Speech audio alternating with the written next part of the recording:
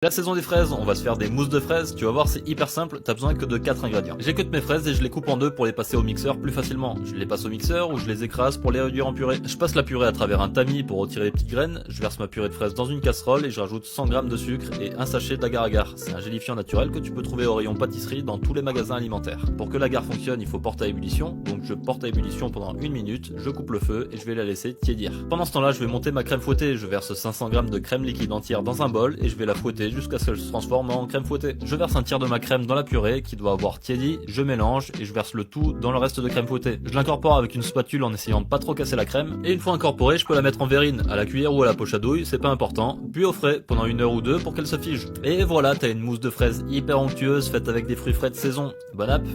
Aujourd'hui je partage avec vous une astuce super simple pour faire de magnifiques dressages d'assiettes. C'est vraiment à la portée de tout le monde et c'est stylé. Comment faire une magnifique gelée liquide décorative pour vos dressages? Je verse 50 centilitres de n'importe quel jus de fruits dans une casserole, moi j'ai choisi mangue, et j'ajoute 4 g d'agar-agar. C'est un gélifiant naturel que tu peux trouver dans n'importe quel magasin alimentaire. Je mélange vite fait à froid pour incorporer l'agar, j'allume le feu et je vais juste porter mon mélange à ébullition pendant 1 minute. Je coupe le feu et je vais laisser mon mélange refroidir complètement. Une fois refroidi, ton mélange devrait ressembler à ça. Et c'est presque fini. Il me reste plus qu'à le passer au mixeur plongeant pour le transformer en une magnifique gelée liquide. Et voilà, maintenant je te montre quelques dressages vraiment super facile à faire. Tu fais un petit tapon, tu l'étales avec le dos d'une cuillère pour faire un rond et tu poses le gâteau dessus. Si comme moi tu sais pas dessiner, t'as toujours l'option gribouillis, c'est facile et ça fait toujours son petit effet. T'as aussi la virgule qui est pas compliquée, tu fais un petit tapon au bord de l'assiette et tu donnes un petit coup comme ça avec le dos d'une cuillère. Et pour finir, t'as l'option sans prise de risque, petit pot, petit point, toujours classe. Bon appétit!